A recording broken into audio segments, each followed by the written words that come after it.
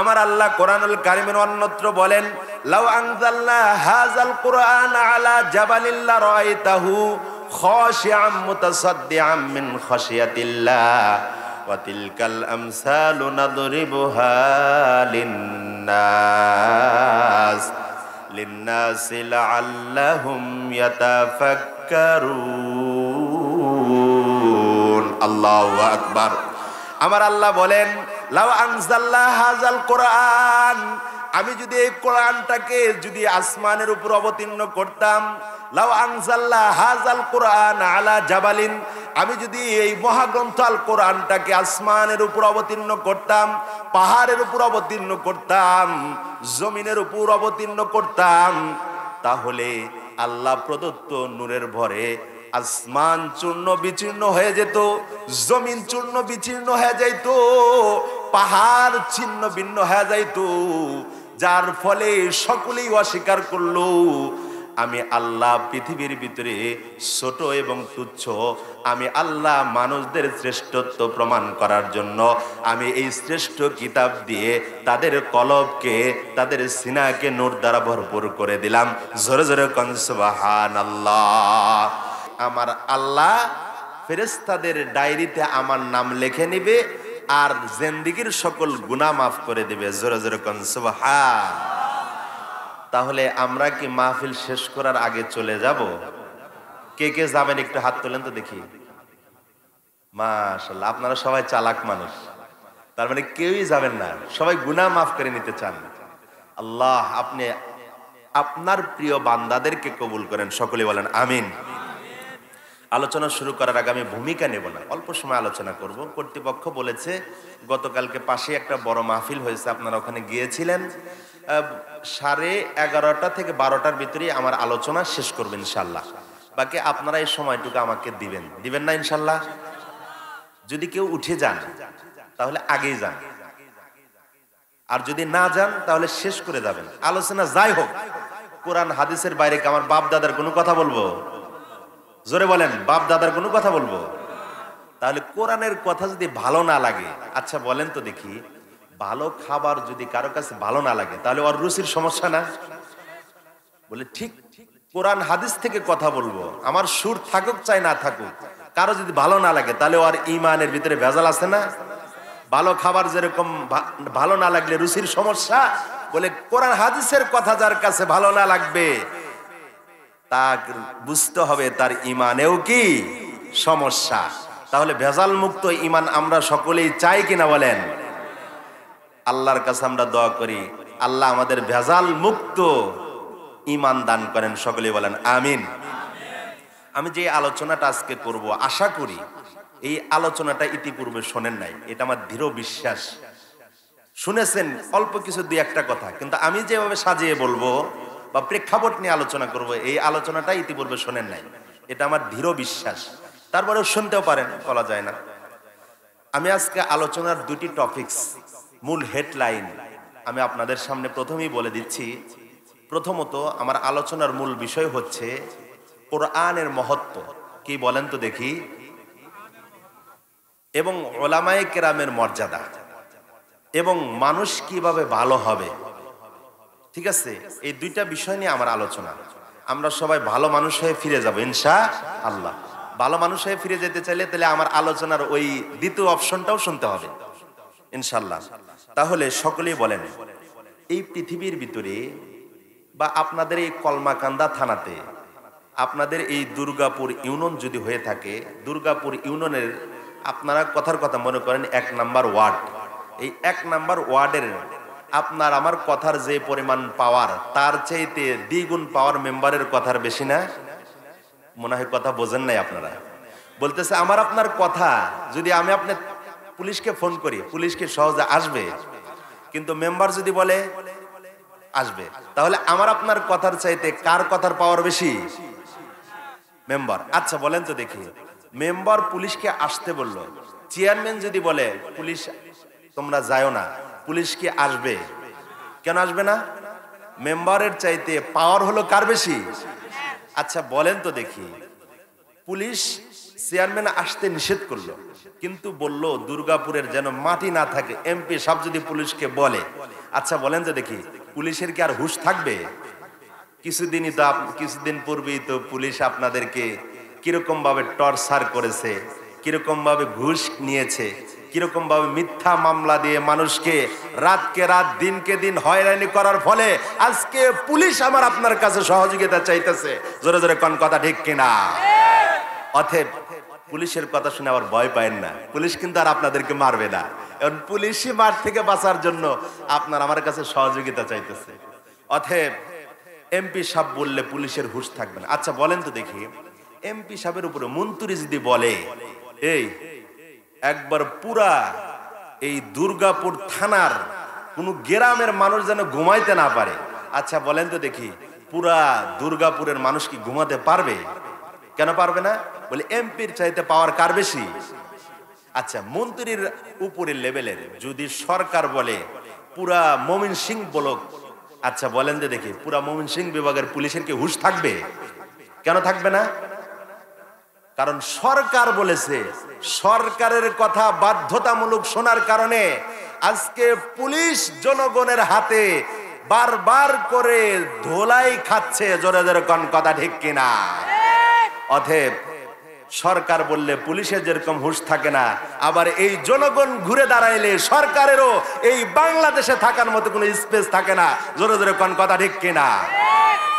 আচ্ছা বলেন যদি কি সরকার বললো, রাষ্ট্রপতি যদি বলে এই পুরা ময়মনসিংহের লোকের চাকরি সবাইকে ঘরে ঘরে দাও, আচ্ছা ময়মনসিংহের এই নেত্রকোনা সহ কোন ঘরে কি মানুষের সরকারি টাকার অভাব হবে? আরেকটু ধীরে বলেন। আচ্ছা বলেন তো দেখি এই সবগুলো মানুষের কথার এত পাওয়ার কেন? ক্ষমতা। কিসের কারণে? ক্ষমতার কারণে। আচ্ছা বলেন তো দেখি এই পৃথিবীর সকল ক্ষমতার মালিক কি? আচ্ছা দুনিয়ার নেতা ও কর্মীর একটা চামচার ফোনে যদি পুলিশ আসে, আবার আরেকজন জনপ্রতিনিধির ফোনে যদি পুলিশ চলে যায়, তাহলে সকল পৃথিবীর মালিককে সেই আল্লাহর কথার পাওয়ার সকল এমপি মন্ত্রী সারা বিশ্বের রাষ্ট্রপ্রধানের চাইতে পাওয়ার কম না বেশি?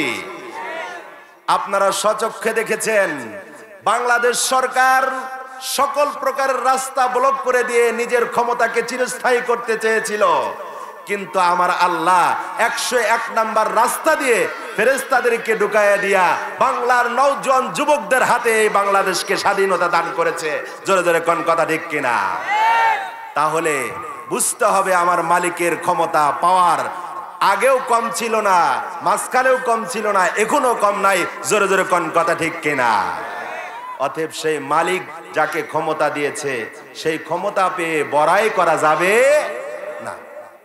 এখন শোনেন, আমি একটু বুঝাতে চাচ্ছি, আমি কিন্তু এটা রাজনৈতিক কথা বললাম না, আমি বুঝাতে চাচ্ছি আল্লাহর কথার পাওয়ার কত। নেতা ও কর্মীদের কথার পাওয়ার যদি এত হয়, তাহলে আল্লাহর কথার পাওয়ার কত, আমি ওটা বুঝাতে চাচ্ছি। এটা এমনি কইলাম আর কি, প্রাসঙ্গিক কথা। এখন আল্লাহ তাআলা মহাগ্রন্থের ভিতরে যত কথা বলেছে, এই কথাগুলোর দাম এবং এই কথাগুলোর পাওয়ার কেমন একটু আপনারা কেউ উপলব্ধি করতে পেরেছেন? অবশ্যই না। কেন? কারণ আল্লাহ কোরআনুল কারিমের ভিতরে যখন তিনার বন্ধুকে পাঠিয়েছিলেন সাফা মারওয়ায় ঘোষণা দেওয়ার জন্য, আবু লাহাব বলেছে তুমি যদি এই জন্যই আমাদেরকে ডেকে থাকো তুমি ধ্বংসপ্রাপ্ত। আমার আল্লাহ পাওয়ার ক্ষমতা দেখাইলেন, তাব্বাল্লাকা আলিহাদা জামাতানা।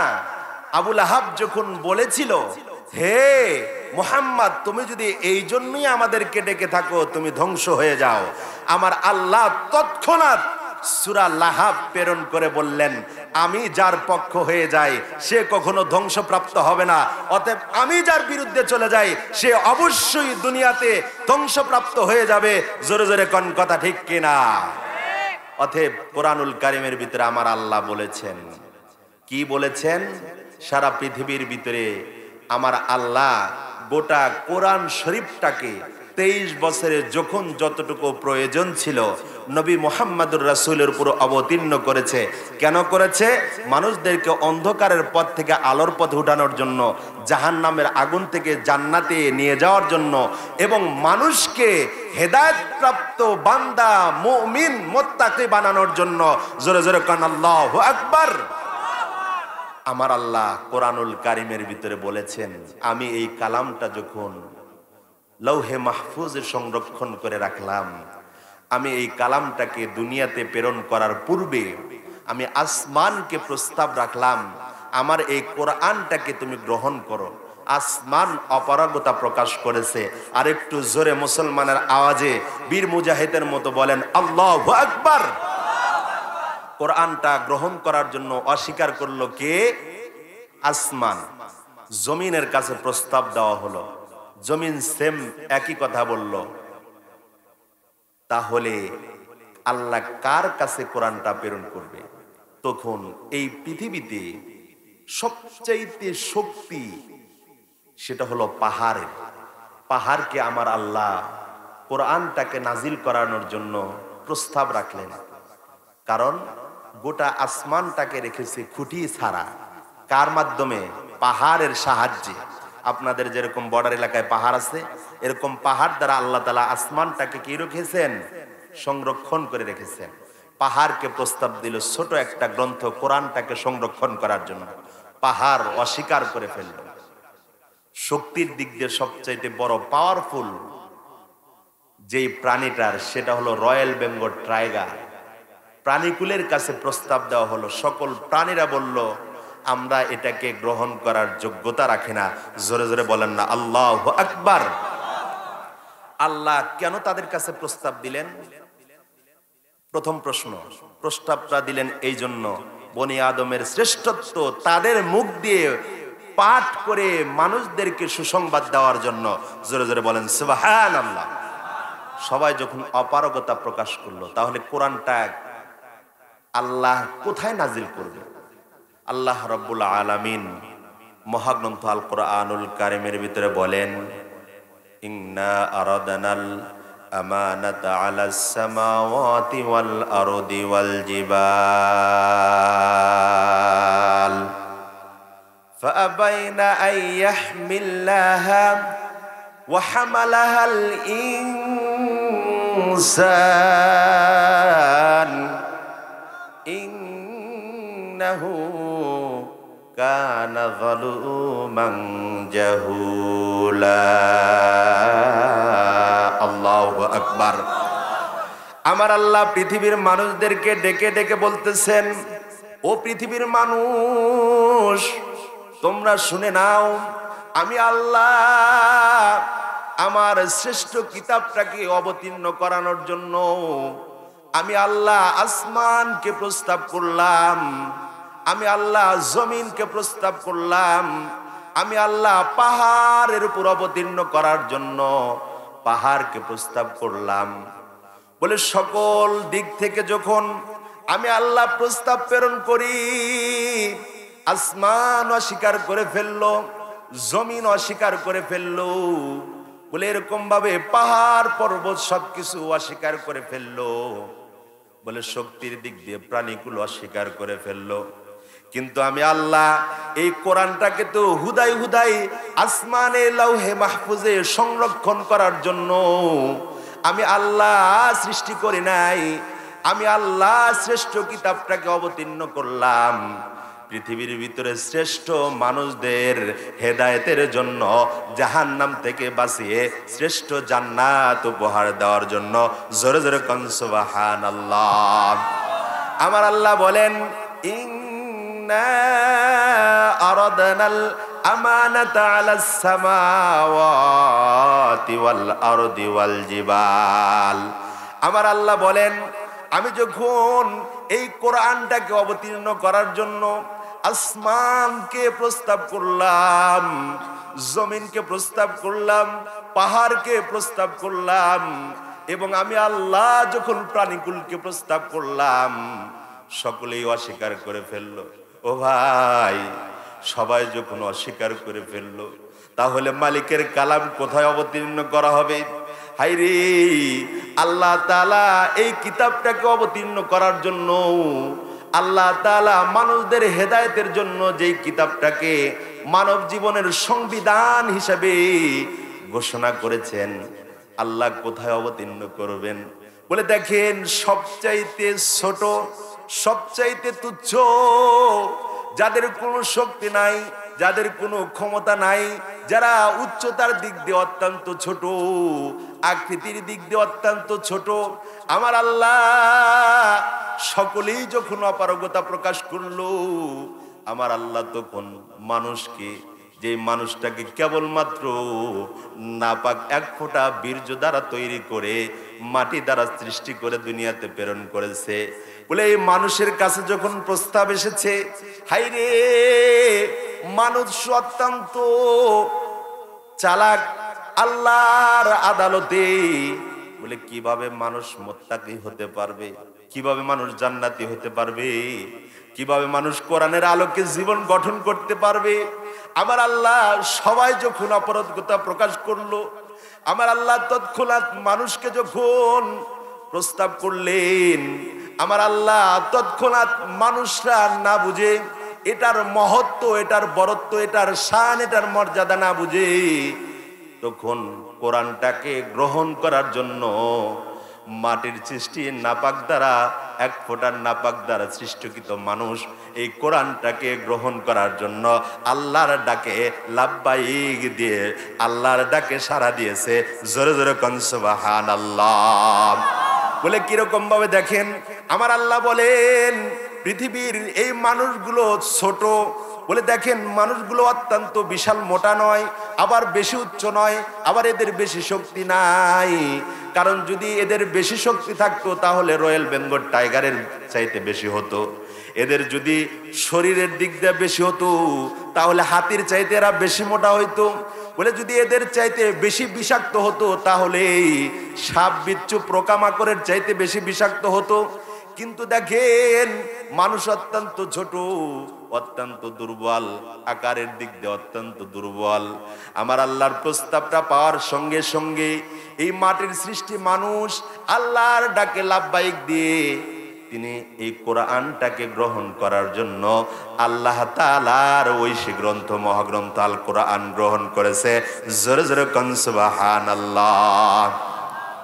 আমার আল্লাহ কোরআনুল কারীমের অন্যত্র বলেন, লাউ আনজালনা হাযাল কুরআন আলা জাবালিল লারাআইতাহু খাশিআম মুতাসাদ্দিআম মিন খাশিয়াতিল্লাহ ওয়া তিলকাল আমসালু নাদরিবুহা লিন্নাসি লাআল্লাহুম ইয়াতাফাক্কারুন। আল্লাহু আকবার। আমার আল্লাহ বলেন, লাউ আনজালনা হাযাল কুরআন, আমি যদি এই কোরআনটাকে যদি আসমানের উপর অবতীর্ণ করতাম, লাউ আনজালনা হাযাল কুরআন আলা জাবালিন, আমি যদি এই মহাগ্রন্থ আল কোরআনটাকে আসমানের উপর অবতীর্ণ করতাম, পাহাড়ের উপর অবতীর্ণ করতাম, জমিনের উপর অবতীর্ণ করতাম, তাহলে আল্লাহ প্রদত্ত নূরের ভরে আসমান চূর্ণ বিচূর্ণ হয়ে যেত, জমিন চূর্ণ বিচীর্ণ হয়ে যাইত, পাহাড় ছিন্ন ভিন্ন হয়ে যাইত, যার ফলে সকলেই অস্বীকার করলো আমি আল্লাহ পৃথিবীর ভিতরে ছোট এবং তুচ্ছ। আমি আল্লাহ মানুষদের শ্রেষ্ঠত্ব প্রমাণ করার জন্য আমি এই শ্রেষ্ঠ কিতাব দিয়ে তাদের কলবকে, তাদের সিনাকে নূর দ্বারা ভরপুর করে দিলাম। জোরে জোরে কোন সুবহানাল্লাহ। আল্লাহ নিজেই বলেন, বলে কিরকম ভাবে, লাউ আনজালনা হাযাল কুরআন আলা জাবালিল লারাআইতাহু খাশিআম মুতাসাদ্দিআম মিন খাশিয়াতিল্লাহ ওয়া তিলকাল আমসাল। আল্লাহ নিজেই বলতেছেন, এটা আমি দৃষ্টান্ত স্থাপন করলাম লিন্নাস, মানুষের জন্য, লাআল্লাহুম ইয়াতাফাক্কারুন, যেন তারা চিন্তা করে, চিন্তা ভাবনা করে উপলব্ধি করতে পারে। কেননা আমি আল্লাহ সৃষ্টি করার মূল কারণ তাদের শক্তি থাকতে পারে না, তারা সুন্দর না হলো, তারা শক্তিশালী না হলো, তারা উচ্চতার দিক দিয়ে বেশি না হলো, কিন্তু আমি আল্লাহ কোরআন নাজিল করে দৃষ্টান্ত স্থাপন করলাম বলে আমি আল্লাহ আমার বান্দার শ্রেষ্ঠত্ব পৃথিবীর ভিতরে সবচাইতে বেশি হিসাবে আমি আখ্যায়িত করে দিলাম, যেন কেউ এর শ্রেষ্ঠত্ব অস্বীকার না করতে পারে। জোরে জোরে কোন সুবহানাল্লাহ। বলে ভাই, এই কোরআনটা যখন মানুষ গ্রহণ করলো, মানুষ গ্রহণ করার পর আমার আল্লাহ বলেন, যদি এর বরত্ব সম্পর্কে মানুষ জানতো, এর শান সম্পর্কে যদি জানতো, এটা কত বড় পাওয়ারফুল কিতাব এটা যদি মানুষ জানতো, তাহলে এটা গ্রহণ করতো না। কিন্তু মানুষ তো এটা চিন্তা করে নাই, মানুষ চিন্তা করেছে আল্লাহর মহত্বটাকে, আল্লাহর নূর প্রদত্ত কিতাবটাকে গ্রহণ করে তার সিনাকে আলোকিত করে আলোকিত জান্নাতে যাওয়ার জন্য। জোরে জোরে কোন সুবহানাল্লাহ।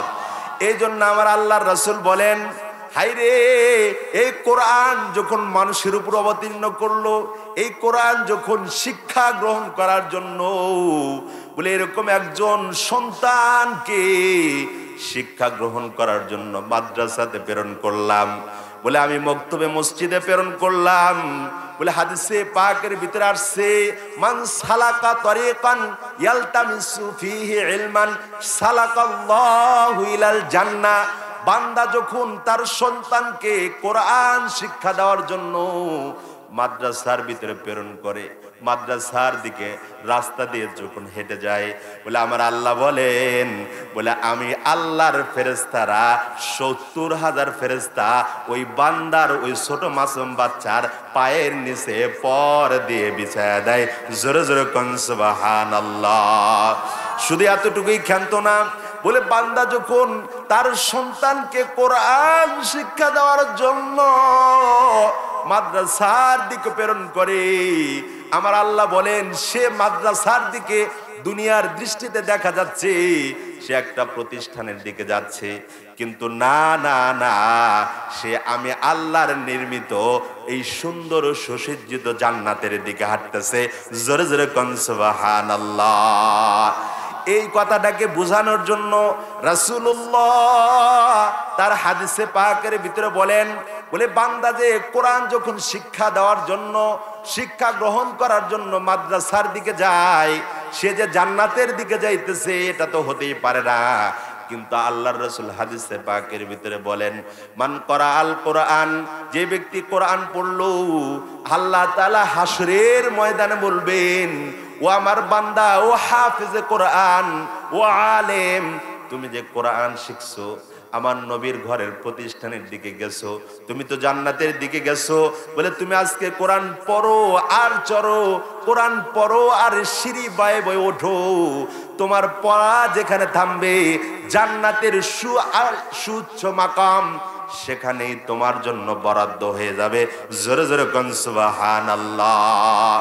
শুধু এতটুকুই ক্ষান্ত না, আমার আল্লাহর রাসূল হাদিসে পাকের ভিতরে বলেন, বান্দা যখন ঘর থেকে আল্লাহর কোরআন শেখার জন্য মাদ্রাসার দিকে রওনা হয়ে যায়, আমার আল্লাহর রাসূল হাদিসে পাকের ভিতরে বলেন, বলে ওই বান্দার জন্য সমুদ্রের মাছ থেকে শুরু করে, গর্তের পিপিলিকা থেকে শুরু করে, আসমানের ফেরেশতা থেকে শুরু করে, আল্লাহ নিজে তার জন্য সকল মাখলুকাতকে দোয়া করা মাগফিরাত এবং নাজাতের জন্য লিপ্ত করে দেয়।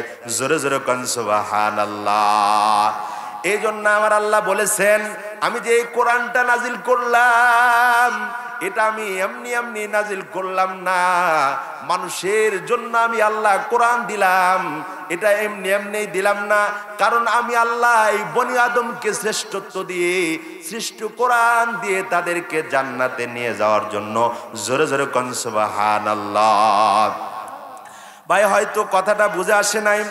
আমার আল্লাহ কোরআনুল কারীমের ভিতরে অন্যত্র বলেন, কুল হাল ইয়াস্তাবিল্লাযীনা ইয়ালামুনা ওয়াল্লাযীনা লা ইয়ালামুন। আল্লাহু আকবার। আমার আল্লাহ বলেন, হায়রে, দুনিয়ার ভিতরে আমার সন্তানকে পুলিশ বানাইলাম, দুনিয়ার ভিতরে আমার সন্তানকে আর্মি বানাইলাম, দুনিয়ার ভিতরে আমার সন্তানকে ইঞ্জিনিয়ার বানাইলাম, হায়রে দুনিয়ার ভিতরে আমার সন্তানকে চিফ জাস্টিস বিচারক বানাইলাম, আমার সন্তানকে ম্যাজিস্ট্রেট বানাইলাম, এটার জন্য আমি গর্ব করে থাকি। হায়রে আমার সন্তান ম্যাজিস্ট্রেট, আমার সন্তান পুলিশ, আমার সন্তান র্যাব।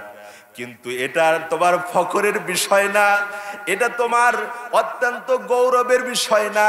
তোমার সন্তানকে যতদিন পর্যন্ত কোরআন শিক্ষা দিতে পারলা না, ততদিন পর্যন্ত তোমার সন্তান পরিপূর্ণ মানুষ তথা পরিপূর্ণ ব্যক্তিত্বই অর্জন করতে পারেনি। জোরে জোরে কোন কথা ঠিক কিনা? আবার আল্লাহ বলেন, কুল হাল ইয়াস্তাবিল্লাযীনা ইয়ালামুনা ওয়াল্লাযীনা লা ইয়ালামুন। হায়রে বাংলা শিখলো, ইংরেজি শিখলো, অঙ্ক শিখলো, কোরআন শিখলো না, তার মানে সে কিছুই শেখে নাই।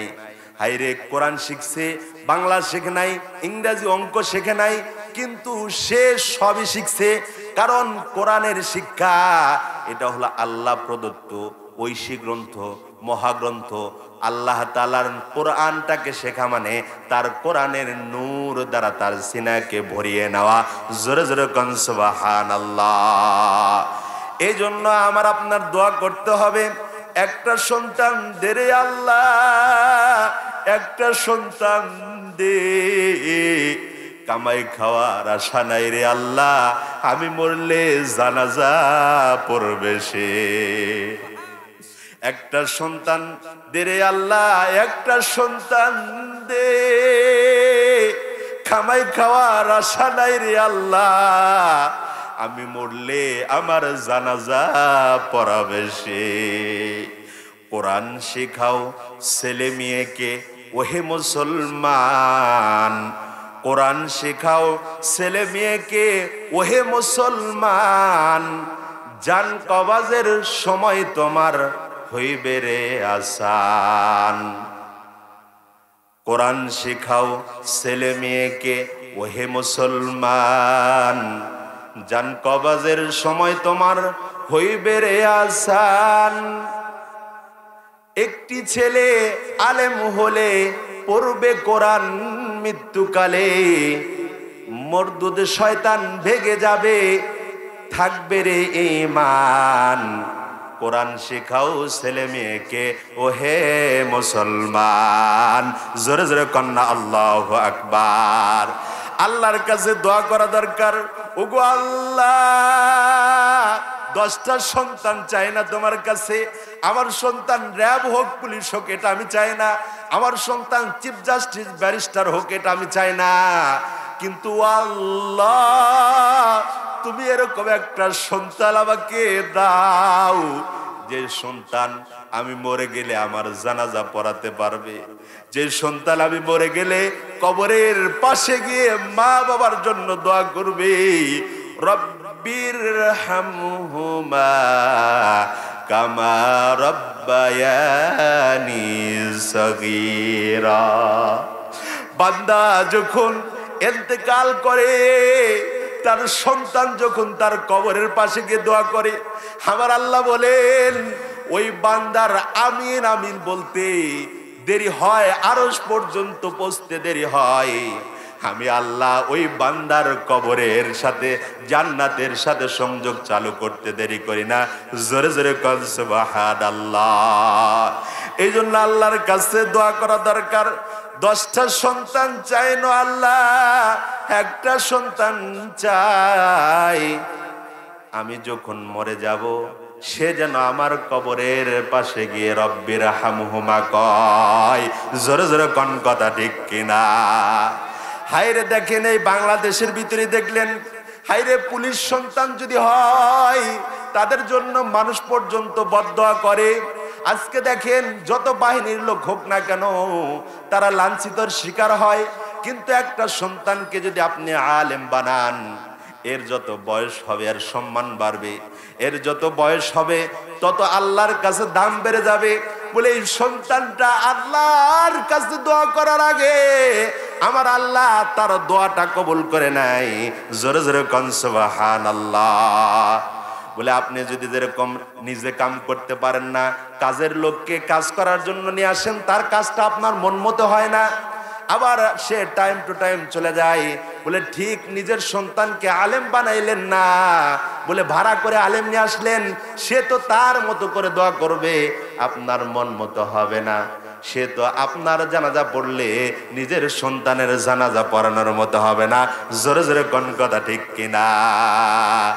এই জন্য, কারণ নিজের সন্তান যদি হাফেজে কোরআন হয়, আমার আল্লাহ বলেন যে ওই মানুষ, যে সন্তানটা দুনিয়ার ভিতরে হাফেজ হলো, মাদ্রাসা থেকে সম্মানিত পাগড়ি দেওয়া হয়। বলে দুনিয়ার ভিতরে যেরকম সম্মানিত হয়, আল্লাহ আখিরাতের জমিনে তার মা বাবাকে নূরের তাজ মাথায় দিয়ে শাসরবাসীর সামনে তার মা বাবাকে সম্মানিত করবে। জোরে জোরে কোন সুবহানাল্লাহ। এই জন্য আমার আল্লাহ বলেন, হায়রে দুনিয়ার শিক্ষা অর্জন করলো, আখিরাতের শিক্ষা থেকে বঞ্চিত হয়ে গেল, কেমন জানি সেই দুনিয়ার থেকে মূর্খ হয়ে ইন্তেকাল করলো। আর দুনিয়ার ভিতরে কোরআন শিক্ষা করলো, অন্য কোনো শিক্ষা অর্জন করলো না, সে যেন কেমন জানি এই দুনিয়া থেকে সুশিক্ষায় শিক্ষিত হয়ে মালিকের জান্নাতে চলে গেল। জোরে জোরে কোন সুবহানাল্লাহ। এই জন্য আল্লাহর নবী হাদিসে পাকের ভিতরে বলেন, আমাকে যারা পাইলো না, আমার দরজ যারা পাইলো না, আমি নবীকে যে সকল লোক দেখতে পারলো না, কিন্তু যুগের ওলামায়ে কেরাম, আমার উম্মতের ওলামায়ে কেরাম হলো আমি নবীর ওয়ারাসাত। আল উলামা ওয়ারাসাতুল আম্বিয়া, নবীগণের ওয়ারাসাত হলো আলেম। বলে নবীকে পায় নাই, কিন্তু নবীর প্রেম আর ভালোবাসা নিয়ে আলেমদের সামনে বসে দু চারটি কথা শুনেছে। আল্লাহর নবী বলেন, সে কেমন যেন আমি নবীর সামনে বসেই আমি নবীর কথা শ্রবণ করলো। জোরে জোরে কোন সুবহানাল্লাহ। শুধু এতটুকুই ক্ষান্ত না, আল্লাহর নবী হাদিসে পাকের ভিতরে বলেন, কোন মানুষ যদি প্রেম আর ভালোবাসা নিয়ে কোন আলেমের চেহারার দিকে যদি তাকায়, আল্লাহর নবী বলেন আমাকে দেখতে পাইল না, কিন্তু মোহাব্বত আর ভালোবাসা দিয়ে ওলামায়ে কেরামের চেহারার দিকে তাকিয়ে থাকার কারণে আমি আল্লাহ তার জিন্দেগি থেকে সগীরা গুনাহ মাফ করে দিয়ে তার আমলনামা সমস্ত নেকি দ্বারা ভরপুর করে দিতে থাকি। জোরে জোরে কোন সুবহানাল্লাহ। এই জন্য উম্মতের আলেমদের দিকে টেরা চোখে তাকানো যাবে না, উম্মতের আলেমদের দিকে চোখ রাঙ্গায় তাকানো যাবে না, উম্মতের আলেমদেরকে ঘাড় মটকায় দেওয়া যাবে না। আজকে দেখেন বাংলাদেশে যারা আলেমদের ঘাড় মটকায় দিতে চাইছিল, আজকে তারা নিজেরাই মটকে গেছে। জোরে জোরে কোন কথা ঠিক কিনা? এই জন্য আলেমদের বিরুদ্ধে যে লাগছে সেই ধ্বংসপ্রাপ্ত হয়ে গেছে। এই জন্য আলেমরা সাধারণ কোনো মানুষ না।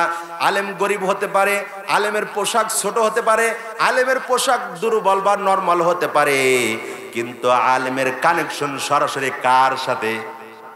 আর একটু ধীরে বলেন কেন?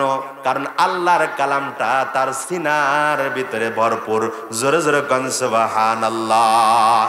এই জন্য আল্লাহর নবীকে পায় নাই, উম্মতের আলেমদেরকে যদি বলি, আল্লাহর রাসূল হাদিসে পাকের ভিতরে বলেন, কোন আলিমান, তোমরা আলেম হও। তোমরা যদি আলেম না হতে পারো, আল্লাহর রাসূল বলে কোন আলিমান আও মুতাআল্লিমান, অথবা তুমি আলেমের ছাত্র হও। আলেমের ছাত্র হতে পারলা না, সমস্যা নাই। আলেম হতে পারলা না, সমস্যা নাই। তাহলে আও মুঈনান, আলেমদেরকে সাহায্য সহযোগিতা করো। অথবা আলেম যেখানে তৈরি হয় সেই ফ্যাক্টরিটাকে তুমি জীবিত রাখো, তথা মাদ্রাসাটাকে সাহায্য সহযোগিতা করে মাদ্রাসাটাকে তুমি উজ্জীবিত রাখো। এখান থেকে যত ছাত্র তোমার সহযোগিতা পায়, এখান থেকে আলেম হবে। তুমি সদকায়ে জারিয়া তোমার কবরের ভিতরে বলে মুনাফা হিসাবে তোমার কবরের ভিতরে সব পৌঁছতে থাকবে। জোরে জোরে কোন সুবহানাল্লাহ। শুধু এতটুকুই ক্ষান্ত না, আল্লাহর রাসূল বলে আও মুহিব্বান, আলেমদেরকে ভালোবাসো। আলেমদেরকে ভালোবাসলে তোমার মৃত্যুর সময়ে কালেমা নসিব হবে, আবার তোমার ঈমানটা দুনিয়ার ভিতরে জীবিত থাকবে। বলে কিরকম ভাবে? আও মুঈনান আও মুহিব্বান। যদি তুমি আলেম কি হতে পারলা না, আলেমের ছাত্র হও, ছাত্র হতে পারলে না, মহাব্বতকারী হও, মহাব্বতকারী হতে পারো না, সাহায্যকারী হও। ও মুসলমান, আমরা যে স্থানে বসে আছি এটাও একটা মাদ্রাসার জায়গা, এটাও তো একটা মাদ্রাসার স্থান।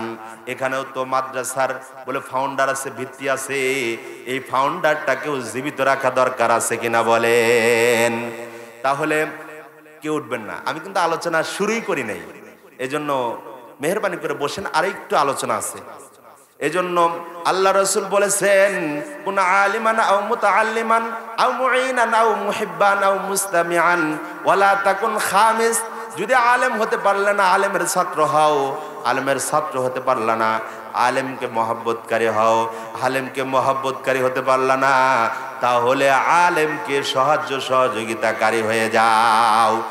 এই জন্য আমরা এই 4টা দলের অন্তর্ভুক্ত হতে রাজি আছে কিনা বলেন? আমরা সবাই আলেমকে ভালোবাসনেওয়ালা হব, আলেমকে সহযোগিতা কান্নেওয়ালা হব। সবাই হব তো ইনশাল্লাহ? যারা যারা হবেন একটু হাত তোলেন তো দেখি।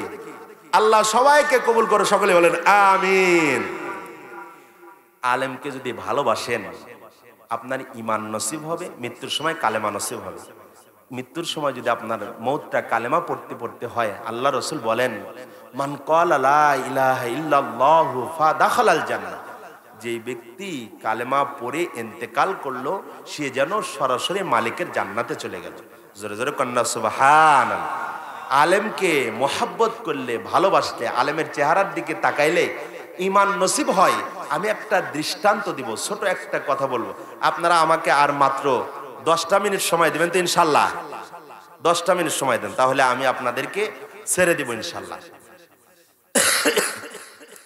যাই হোক, আল্লাহ রাব্বুল আলামিনের রাসূল বলেছে, আলেমকে ভালোবাসলে, আলেমকে মোহাব্বত করলে আপনার ঈমান নসিব হবে, খাতিমা বিল খায়ের, ঈমানের সাথে হবে।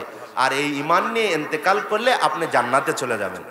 আচ্ছা, এই কথাটা কি আবার নাকি বিশ্বনবী সাল্লাল্লাহু আলাইহি সাল্লাম? বিশ্বনবী সাল্লাল্লাহু আলাইহি সাল্লাম। আচ্ছা, আমার আপনার কথার ভিতরে ভুল হতে পারে, মিথ্যা হতে পারে, নবীজির কথার ভিতরে কোনো ভুল আছে? আরেকটু ধীরে বলেন। নবীজির কথা কি মিথ্যা হতে পারে? নবীজি সাল্লাল্লাহু আলাইহি ওয়াসাল্লাম হাদিসের ভিতরে যেহেতু বলছেন, এটা কিয়ামত হয়ে গেল নবীজির কথা উল্টেবে না, নবীজির কথা সত্য সত্যই থাকবে। জোরে জোরে কোন কথা ঠিক কিনা? আল্লাহ রাব্বুল আলামিনের রাসূল সাল্লাল্লাহু আলাইহি ওয়াসাল্লাম হাদিসে পাকের ভিতরে বলছে, আলেমকে মোহাব্বতকারী হও, আলেমের সাথে সুসম্পর্ককারী হও, আলেমকে বেশি থেকে বেশি দেখো। কারণ আমি নবীকে তোমরা পাও নাই, আলেমকে দেখলে তোমাদের সগীরা গুনাহ মাফ হবে, আর তোমাদের ঈমানের ভিতরে আল্লাহ নূর বর্ধিত করে দিবে। জোরে জোরে কোন সুবহান। আল্লাহ রাব্বুল আলামিনের রাসূল সাল্লাল্লাহু আলাইহি ওয়াসাল্লাম হাদিসে পাকের ভিতরে বলেন, কুন আলিমান আও মুতাআল্লিমান আও মুঈনান আও মুহিব্বান আও মুস্তামিআন ওয়ালা তাকুন খামিসান। আল্লাহর রাসূল হাদিসে পাকের ভিতরে বলেন, আমার উম্মতেরা, যারা আমি নবীকে পাও নাই সমস্যা নাই, আমি নবীকে পাও নাই সমস্যা নাই, কিন্তু আমার উম্মতের ভিতরে সবচেয়ে শ্রেষ্ঠ আমার ওয়ারাসাত আম্বিয়ায়ে কেরামের ওয়ারাসাত হলো উলামায়ে কেরাম। উলামায়ে কেরামকে মোহাব্বত করো, উলামায়ে কেরামকে ভালোবাসো, উলামায়ে কেরামের সুহবতে গিয়ে বসো, উলামায়ে কেরামের কথা শোনো। বলে দেখেন, এই পৃথিবীর ভিতরে বলে অত্যন্ত একজন জালেম বাদশা ছিল, অত্যন্ত মানুষদের প্রতি খুব জুলুম করত। বলে তার নামটা এই পৃথিবীর ভিতরে কেউ জানে না, এরকম কোনো মানুষ নাই। আজও মিশরের জাদুঘরে তার লাশটা সংরক্ষণ করে রেখেছে। তার নামটা কি বলেন? আরে একটু ধীরে বলেন, আরে একটু ধীরে বলেন। বলে সবচাইতে কঠিনতম জালেম ছিল। বলে কিরকম জালেম ছিল? শেষ পর্যন্ত নিজেকে প্রভু বলে দাবি করেছে। জোরে জোরে কন্যা নাউযুবিল্লাহ। বলে অত্যন্ত মজার কথা, তাফসীর ইবনে কাসিরের ভিতরে বর্ণনা করা হয়, আল্লাহ রাব্বুল আলামিন বলে ফিরাউন যখন তার রাজত্বকে টিকে রাখার জন্য, ফিরাউন তার রাজত্বকে ধরে রাখার জন্য তিনি একদিনকে এক গণকের কাছে গেছে, আমার রাজত্বটা আমার হাতে কয়দিন থাকবে? গণক বলছে, আপনার বাদশাহীটা শেষ হয়ে যাবে কেবল মাত্র একজন শিশু সন্তানের মাধ্যমে। ফিরাউনের এই কথাটা শোনার পরে কি করেছেন? অত্যন্ত রাগ করেছেন, অত্যন্ত তিনি কষ্ট পেয়েছে। হায়রে, আমার রাজত্ব শেষ হয়ে যাবে, আমার বাদশাহী খতম করে দিবে। এরকম কোন সন্তান আছে যে সন্তানের কারণে আমার বাদশাহী শেষ হয়ে যাবে? আল্লাহ নিজে কোরআনুল কারীমের ভিতরে বলেন, ওয়া ইয নাজ্জায়নাকুম মিন আলি ফিরআউন ইয়াসুমুনাকুম সুআল আযাব ইউযাববিহুনা আবনাকুম ওয়া ইস্তাহয়ুনা নিসাআকুম। আল্লাহু আকবার।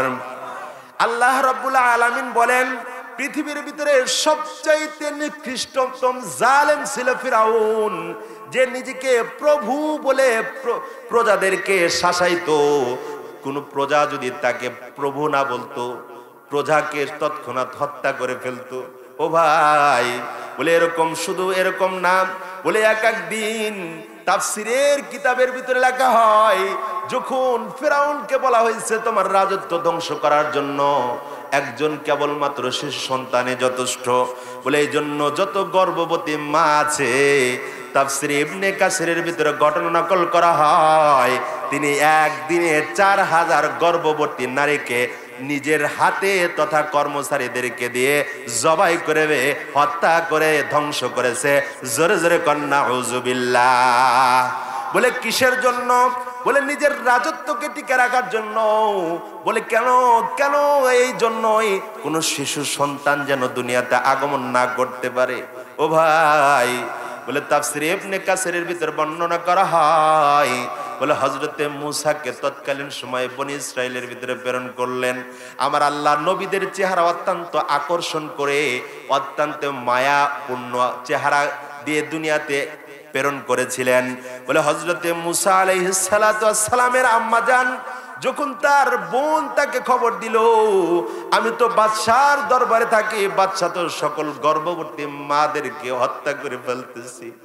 ও বোন, আমার যেই ভগ্নিপতিটা আসবে, আমার যে বোন পুত্রটা আসবে, তাকেও তো মারার জন্য তোমাকে শেষ করে দিবে, তুমি আত্মগোপনে চলে যাও। হযরতে মূসা আলাইহিস সালাতু ওয়াস সালামের মা নিজের সন্তানকে জীবিত রাখার জন্য, নিজের সন্তানটাকে পৃথিবীর আলো বাতাস দেখানোর জন্য হযরতে মূসা আলাইহিস সালাতু ওয়াস সালামের মা আত্মগোপনে চলে গেলেন। হায়রে, চতুর্দিকে শুধু ধ্বংস চলতেছে, জবাই চলতেছে। বলে এরকম অবস্থার ভিতরে হযরতে মূসাকে আল্লাহ দুনিয়াতে প্রেরণ করলেন। বলে কেন? দুনিয়ার রাজত্ব টিকে রাখার জন্য। তুমি হাজার হাজার শিশুকে মারলেও আমার আল্লাহ তোমার রাজত্ব টিকে রাখবে কিনা বলেন? টিকে রাখবে না। তুমি হাজার হাজার সন্তানের গর্ভবতী মাকে জবাই করতে পারো, কিন্তু আমার আল্লাহর হুকুম হয়েছে মূসাকে দুনিয়াতে প্রেরণ করবে, আর তুমি তোমার রাজত্বকে বাঁচানোর চেষ্টা করো। আচ্ছা বলেন তো দেখি, কোন পরাশক্তি কি আল্লাহর হুকুমের মোকাবেলা করতে পারবে? বলে ঠিক দেখেন, হযরতে মূসা আলাইহিস সালাতু ওয়াস সালামের জন্মকে ঠেকানোর জন্য সকল শিশুদের মাকে, গর্ভবতী মাকে জবাই করা হলো।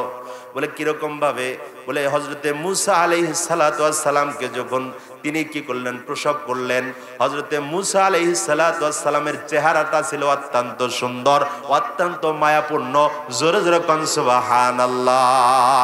বলে পুরা ময়মনসিংহ বিভাগের সৌন্দর্যকে যদি এক করা হয়, নবীদের এক গুণ সৌন্দর্যের সমান হবে না। জোরে জোরে কোন কথা ঠিক কিনা?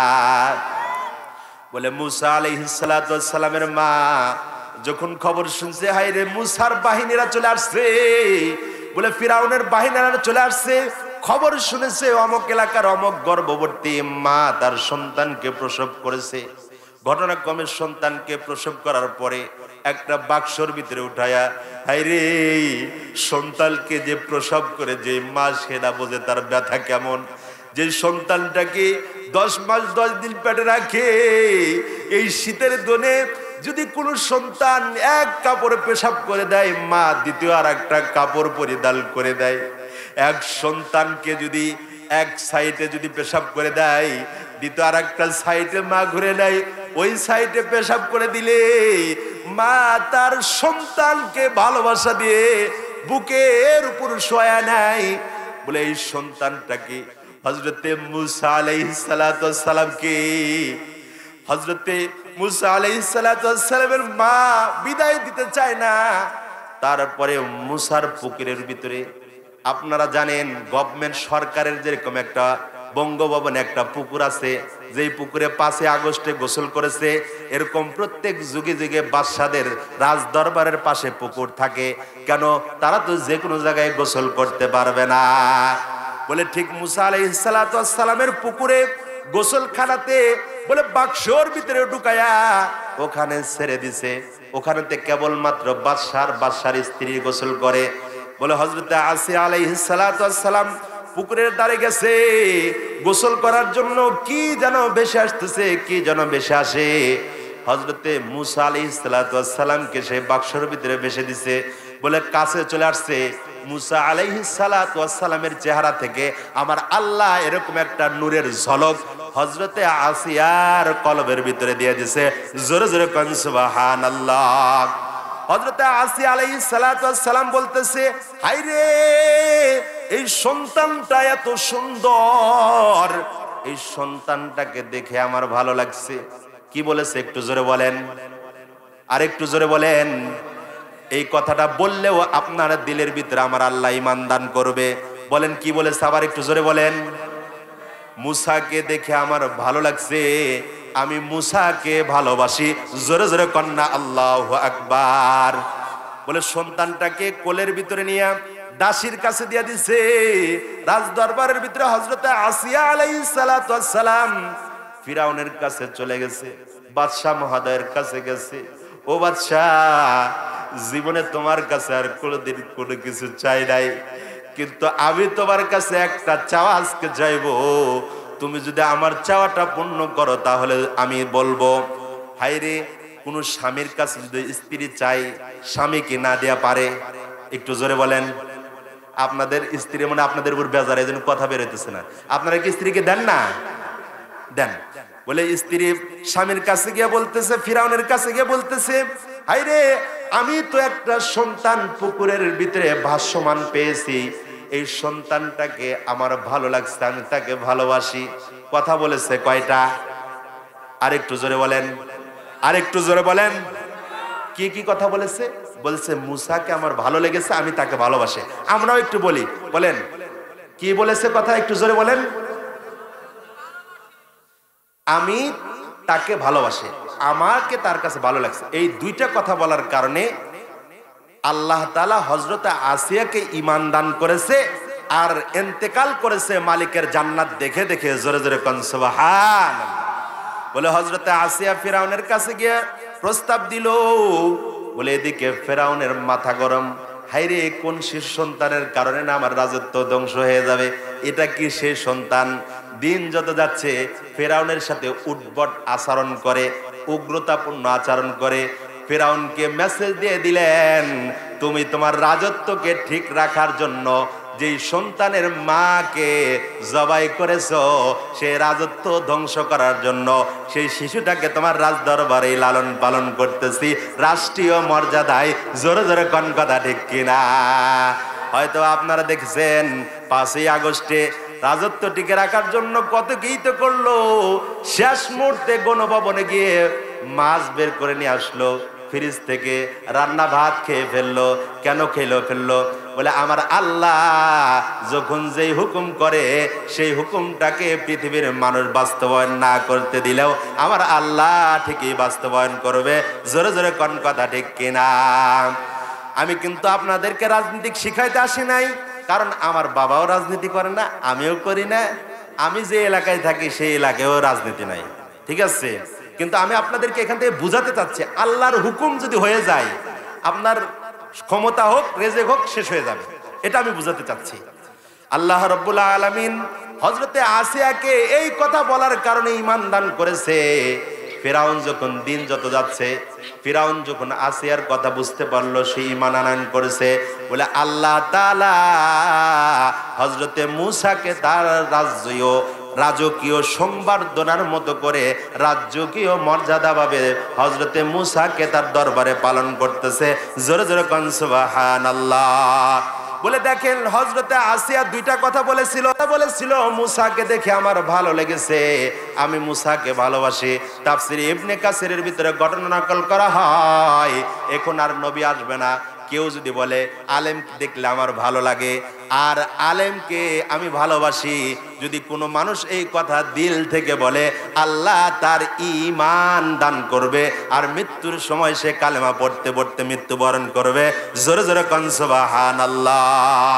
তাহলে এই আলেম যেখানে তৈরি হয়, এই আলেম যেখানে গিয়ে ইমামত করে, দুনিয়ার সকল রাষ্ট্রপতিকে যদি এক জায়গায় দাঁড় করানো হয়, আর একজন আলেম, তার পোশাকের দাম কম, তার সবচাইতে ছোট, তার সম্পদ নাই, আচ্ছা সকল রাষ্ট্রপতিকে যদি মুসাল্লাতে দাঁড়ানো ইমামত করাবার জন্য প্রস্তুত করে দেওয়া হয়, সকল রাষ্ট্রপতি ইমামতি করতে পারবে কিনা বলেন? কিন্তু একজন আলেম সে মসজিদের মিম্বারে গিয়ে হক কথা বলতে পারে, যায় নামাজে গিয়ে ইমামতি করতে পারে, রাষ্ট্রের প্রেসিডেন্ট হওয়ার পরেও ইমামতি করতে পারে না। 150 টাকা দামের যায় নামাজে দাঁড়িয়ে যার ইমামতি করার যোগ্যতা নাই, তাহলে সে রাষ্ট্রের প্রধান হতে পারে না। রাষ্ট্রের প্রধানকে জোরে জোরে বলেন আলেমগণ। কারণ নবীজি বলেছেন, আমি দুনিয়ার আল্লাহর পক্ষ থেকে নেতা ছিলাম, আমি নেতা আর নাই, আমার পক্ষ থেকে স্বগতি নেতা হচ্ছে কে? আলেম। এই আলেম মসজিদের ইমামত করে, এই মসজিদে 30 পারা কোরআন থেকে তেলাওয়াত করে আপনাদেরকে শোনায়। আচ্ছা বলেন তো দেখি, কোন ইমামের তেলাওয়াত কি আপনাদের কাছে খারাপ লেগেছে? কোন ইমাম সাহেবের নামাজ কি খারাপ লাগছে? আচ্ছা বলেন তো দেখি, আপনারা সকলে আলেমকে ভালোবাসেন? আচ্ছা আপনারা সকলে আলেমদেরকে শ্রদ্ধা করেন? এখন আলেম 30 পারা কোরআন শরীফ থেকে আপনাদের ইমামতি করতেছে আপনাদের সমাজের নেতা। আচ্ছা সেই আলেম 30 পারা কোরআন থেকে তেলাওয়াত করে আপনাদেরকে দৈনন্দিন নামাজ পড়াচ্ছে, আপনাদের মানুষ মরে গেলে সে পাশে গিয়ে কাফন দাফনের ব্যবস্থা করছে, সেই আলেমকে তো আপনারা অবশ্যই ভালোবাসেন। আচ্ছা যেই কোরআন নাজিল করার জন্য আল্লাহ পাহাড়কে প্রস্তাব রাখলেন, কেউ পারলো না, সেই আলেমকে আল্লাহ তাআলা কবুল করে তার সিনাতে ইলমে নূর দান করলেন। সেই আলেম যেখানে দাঁড়ায় 30 পারা কোরআন থেকে তেলাওয়াত করে নামাজ পড়ায়, সেই ঘরটাকে সহযোগিতা করার জন্য 30 পারা কোরআনের জন্য আমি 30 জন ব্যক্তি না, একজন ব্যক্তিকে 30